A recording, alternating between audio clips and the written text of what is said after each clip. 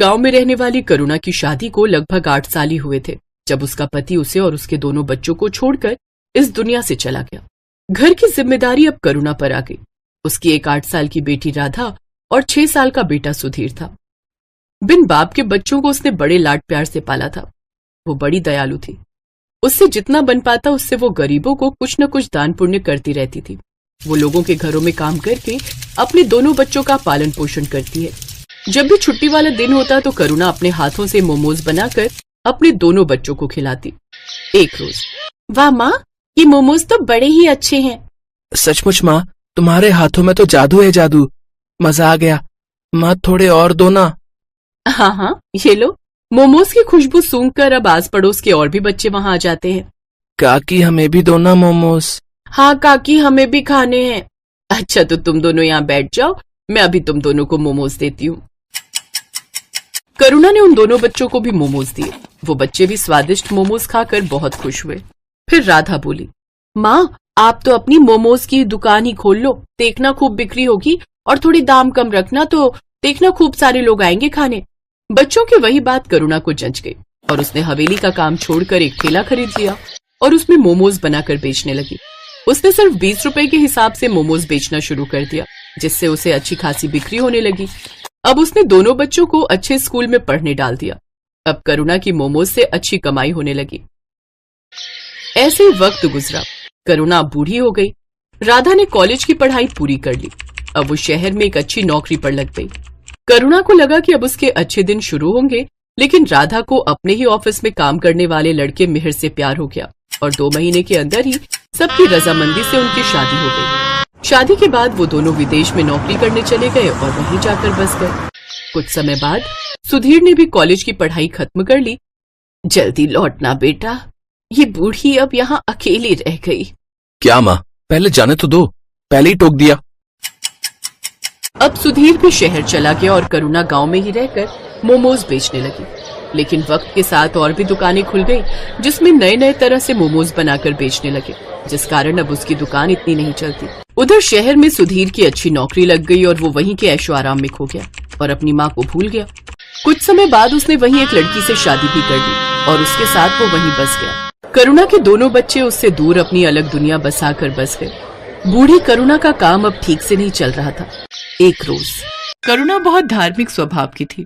वो हर रोज गणेश जी के मंदिर में जल चढ़ाने जाती थी और प्रार्थना किया करती थी, हे भगवान, इस अभागन पर दया दृष्टि डालो। जीवन बहुत कठिन हो गया है। लोगों से उधार लेकर मैंने अपने बेटे को पढ़ाया और अब वो मुझसे मिलने भी नहीं आता। मेरे पति के गुजर जाने के बाद उनकी दुकान चलाना मुश्किल हो गया है। कोई काम करने वाला नहीं है और अब इस बूढ़ी से इतना काम भी नहीं हो पाता। हे प्रभु दया करो। ये बोलकर करुणा वहां से चली जाती है। करुणा निराश मन के साथ दुकान पर बैठी होती है। तभी करुणा के पास 2 जुड़वा बच्चे आते हैं। दोनों की उम्र 16 साल थी। वो आकर करुणा से कहते हैं, मैया, हम दोनों भाइयों के पास कोई घर नहीं है, क्या आप हमको अपने साथ रखेंगी? हम इसके बदले आपका सारा काम करेंगे। बेटा, मैं खुद परेशान हूँ, मैं तुम्हें अपने साथ कैसे रख सकती हूँ? मैया, हम आपका सारा काम करेंगे, बस आप हमें अपने साथ रख लीजिए। ठीक है। करुणा को उन दोनों जुड़वा बच्चों पर दया आ जाती है और वो दोनों को अपने साथ रख लेती है। भगवान ने इस बार करुणा की पुकार सुन ली। वो दोनों भगवान के भेजे हुए दूत थे, जिनको भगवान ने करुणा की मदद के लिए करुणा के पास भेजा था। करुणा मोमोज का सामान बना रही होती है। माँ जी, ये काम आप हमें दे दीजिए, मोमोज हम बना लेंगे, आप जाकर आराम कीजिए। करुणा रसोई घर से बाहर आ जाती है। वो दोनों बच्चे उसके बाद गेट लगा देते हैं। थोड़ी देर बाद गेट खुलता है। करुणा देखती है कि सारे मोमोज बहुत अच्छे से तैयार हो गए हैं। करुणा ये देखकर बहुत खुश होती है। अरे वाह, तुम दोनों ने तो बहुत अच्छा काम किया है। फिर करुणा उन दोनों बच्चों के साथ अपनी मोमोज की दुकान खोलती है और मोमोज बेचने लगती है। आइए आइए, स्वादिष्ट और मजेदार मोमोज खाइए और अपने घर भी ले जाइए। आइए आइए। आज करुणा के मोमोज में से ऐसी खुशबू आ रही थी जैसी कभी नहीं आई। पूरे बाजार के लोग मोमोज की खुशबू से आकर्षित होकर करुणा की दुकान पर आने लगे और देखते ही देखते करुणा की दुकान पर भीड़ लग जाती है। अरे एक प्लेट मोमोज देना, मुझे भी दे दो एक प्लेट।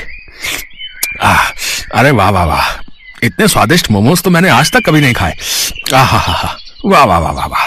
करुणा लोगों की ये सारी बातें सुनकर काफी खुश होती है। देखते ही देखते उसके सारे मोमोज बिक जाते हैं। आज तो बहुत अच्छी कमाई हो गई। अगर ऐसे ही मेरे मोमोज बिकने लगेंगे तो मेरा सारा कर्ज उतर जाएगा। दोनों बच्चे अब करुणा को कोई काम नहीं करने देते। दोनों मोमोज बनाते और करुणा के साथ उन्हें बेचने भी जाते। उन दोनों के बनाए मोमोज में ऐसा स्वाद था कि हर कोई उंगलियां चाटता रह जाता। एक रात की बात है, वो दोनों बच्चे रसोई घर का दरवाजा बंद करके मोमोज बना रहे थे। कमाल है, हर रोज ये दोनों रसोई घर बंद करके मोमोज क्यों बनाते हैं? आज देखती हूँ ये ऐसा करते क्या है। करुणा चुपके से जाकर खिड़की में से झांकती है। वो देखती है कि उन दोनों जुड़वा बच्चों के हाथ में से चमत्कारी शक्तियां निकलती हैं, जिससे मोमोज अपने आप बनते हैं। ये जादू देखकर करुणा दंग रह जाती है। वो तुरंत उन दोनों के पास जाती है। दरवाजा खोलो। जी माँ जी। तुम लोग कौन हो? क्या? मैंने सब देख लिया खिड़की में से, जल्दी बताओ। डरिए मत, हम आपको कोई नुकसान पहुंचाने नहीं आए हैं, बल्कि हम तो आपकी मदद करने आए हैं। हम भगवान के दूत हैं। हमें गणपति जी ने आपकी मदद के लिए भेजा है। क्या? सच में गणपति भगवान ने आपको मेरी मदद के लिए भेजा है? हाँ माँ जी, आपकी परेशानी भगवान ने सुन ली और हमें आपकी मदद के लिए ही भेजा है। करुणा ये सब सुनकर बहुत खुश होती है। अब इसके बाद दोनों फरिश्तों के जादू से करुणा के दिन अच्छे होने लगे। दोनों दूत रोज अपने जादू से मोमोज बनाते और करुणा उसे बेच आती। देखते ही देखते करुणा की दुकान चल पड़ी। लोग उसके मोमोज दूर दूर से खाने आते थे। ऐसा करते करते करुणा ने एक बड़ी मोमोज की दुकान खोल ली और धीरे धीरे उसने अपने सारे कर्ज भी चुका दिए। अब करुणा के पास धन की कोई कमी नहीं थी। ये बात करुणा के बेटे सुधीर तक भी पहुंच जाती है। इधर सुधीर की नौकरी भी जा चुकी थी, इसलिए एक दिन करुणा का बेटा सुधीर अपनी बीवी के साथ वापस आ जाता है। माँ प्रणाम, देखो मैं आ गया। अरे सुधीर बेटा, तू आ गया। तुझे देखने के लिए तो ये आंखें तरस गई थी। हाँ माँ, मुझे आपकी बहुत याद आ रही थी। मुझे आप माफ कर दो, मैं पागल हो गया था जो आपसे मिलने नहीं आ रहा था। मेरी मति मारी गई थी, लेकिन अब मैं आ गया हूँ। अब आपको कोई परेशानी नहीं होगी। माँ ये देख, ये तेरी बहू है मीरा। नमस्ते मम्मी जी, हमें माफ कर दीजिए। बेटा, मैंने तुमको माफ तो तभी कर दिया जब तुम मेरी आंखों के आगे आए। आज भगवान ने मुझे सारी खुशियां दे दी। अब मुझे कुछ नहीं चाहिए। चलो अब तुम घर में। क्या हुआ? तिजोरी की चाबी मिली? हाँ ये रही। अब फटाफट इस बुढ़िया के सारे पैसे निकालो और चलो निकलते हैं यहाँ से। हाँ चलो। मीरा और सुधीर चुपके से जाकर तिजोरी खोलते हैं और वो तिजोरी में से सारा पैसा निकालकर अपने बैग में भर लेते हैं और वहां से भाग जाते हैं। भागते भागते वो गांव से बाहर निकल जाते हैं। तब वो थक कर एक जगह आराम करने के लिए बैठते हैं। इतना सारा पैसा मैंने पहली बार देखा है। अब जरा बैग खोलकर दिखाओ तो, इसे जी भर कर देख तो लूं मैं। सुधीर जैसे ही पैसों का बैग खोलता है वो देखता है कि उसमें बस राख है। दोनों फरिश्तों के जादू से वो सारे पैसे राख में बदल गए थे। वो दोनों ये देखकर दंग रह जाते हैं। वो दोनों राख को टटोल टटोल कर देखते हैं, पर पैसों का नामो निशान नहीं होता। अरे पैसे कहाँ गए? यहीं तो रखे थे। हाँ, पैसे कहाँ गए समझ नहीं आ रहा है। तभी वहाँ पर दोनों जुड़वा बच्चे आ जाते हैं और वो दोनों सुधीर और मीरा पर जोर जोर से हंसने लगते हैं। अरे मूर्खो, कुछ नहीं मिलेगा उसमें। तुम्हारे मन में जब कालिक भरी है तो उसमें भी कालिक ही होगी ना। कैसी संतान है तू, अपनी माँ को लूटना चाहता है। तेरी माँ ने तेरे लिए इतना सब किया। ये जो मिला है ना तेरे को, ये तेरे कर्मों का फल है। और बिना माँ के तेरा जीवन भी इस राख के जैसा है, किसी भी कीमत का नहीं। अभी भी समय है, सुधर जा और जाकर अपनी माँ से माफी मांग ले। आप दोनों ने हमारी आंखें खोल दी। हम लोभ में अंधे हो गए थे। हम अब से ऐसी गलती नहीं करेंगे, हमें माफ कर दो। फिर मीरा और सुधीर अपनी माँ के पास वापस चले जाते हैं और उसे सब सच बताकर माफी मांग लेते हैं। करुणा भी उनको माफ कर देती है। मैं तुम्हारा शुक्रिया कैसे करूं समझ नहीं आ रहा है। तुमने मेरी इतनी मदद की, इसके लिए धन्यवाद। अब मुझे सब कुछ मिल गया है, मेरा बेटा, मेरी बहू, सब। इसकी कोई जरूरत नहीं है माता, हमने कुछ नहीं किया। ये सब कुछ भगवान ने कराया है। अब आपका जीवन अच्छा हो गया है, तो अब हमारा भी यहां से जाने का समय आ गया है। अब आप हमें जाने की अनुमति दें। ये बोलकर दोनों वहां से चले जाते हैं। अब करुणा का जीवन बहुत खुशहाल हो गया था। अब उसको किसी चीज की कमी नहीं थी। उसकी मोमोज की दुकान भी अच्छी चल रही थी। अब वो अपने बेटे और बहू के साथ अपना बाकी का जीवन खुशी खुशी बिताने लगती है।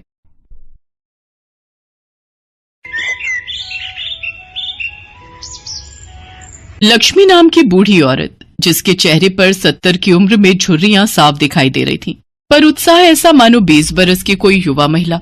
लक्ष्मी को पूरा राजपुर गांव लक्ष्मी बुआ के नाम से जानता था। लक्ष्मी ने अपना पूरा जीवन इसी गांव में बिताया और आज भी इस उम्र में वो मेहनत करके अपने अकेले की शरीर रूपी गाड़ी जीवन की पटरी पर चला रही है।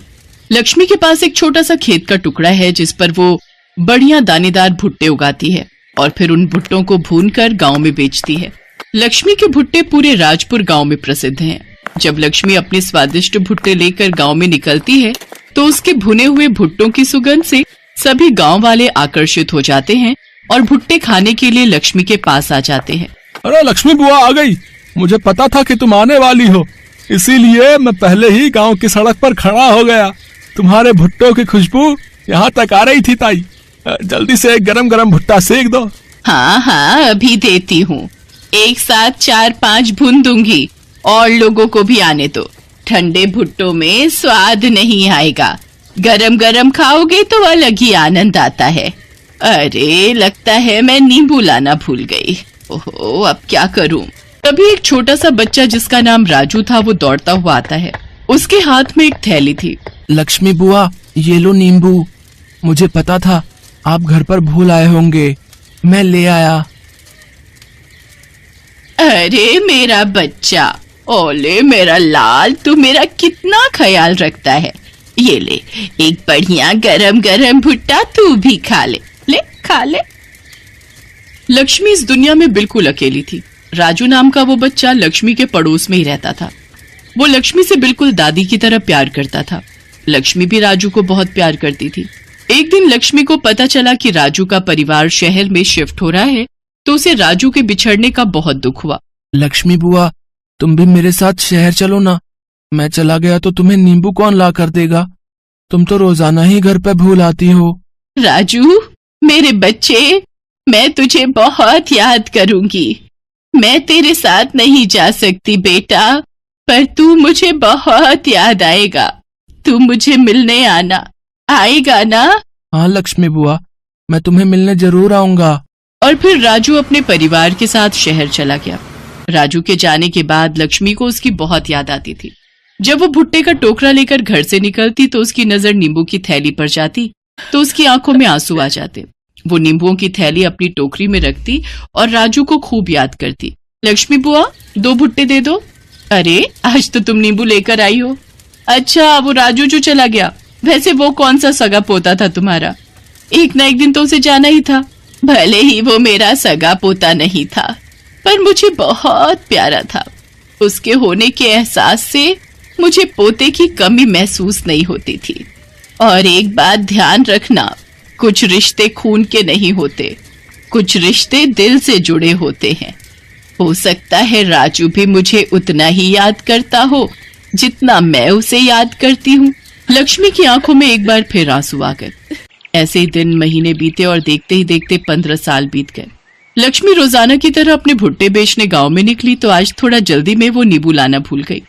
अरे आज तो मैं नींबू की थैली घर पर ही भूल आई। अरे लक्ष्मी बुआ, नींबू के बिना भुट्टे का मजा नहीं आएगा। वैसे ये देखकर तो मुझे वो याद आ गया, जब तुम नींबू घर पर भूल आती थी तो वो छोटा सा राजू तुम्हारी थैली पकड़ता हुआ आ जाता था। हाँ मोहन, तू ठीक कह रहा है, पर राजू तो शहर में है। अब तो वो बहुत बड़ा हो गया होगा। आज तुम्हारी बातें सुनकर मुझे भी उसकी बहुत याद आ रही है। जैसे ही लक्ष्मी अपनी बूढ़ी आंखों से आंसू पोंछने लगती है, उसके सामने नींबू की थैली लिए एक बहुत ही सुंदर लंबा चौड़ा कद का लड़का खड़ा होता है। लक्ष्मी बुआ, आज तुम फिर अपनी थैली घर पर भूल आई ना? अगर मैं न लाता तो? कौन? राजू? लक्ष्मी बुआ, तुमने मुझे पहचान लिया। हाँ, मैं वही तुम्हारा बचपन का छोटा सा राजू। देखो अब मैं कितना बड़ा हो गया हूँ। राजू, मेरे बच्चे, मेरे लाल, तू कितना बड़ा हो गया। तू कब आया? सुबह ही तो आया और आते ही तुमसे मिलने घर गया, पर पता चला कि तुम तो भुट्टे बेचने निकल गई हो, इसलिए तुम्हारी थैली घर पर देखी तो वो मैं ले आया। लक्ष्मी बुआ, तुम कैसी हो? देख देख कैसी लग रही हूँ। वैसी ही जैसे पहले थी, मेरी प्यारी लक्ष्मी बुआ।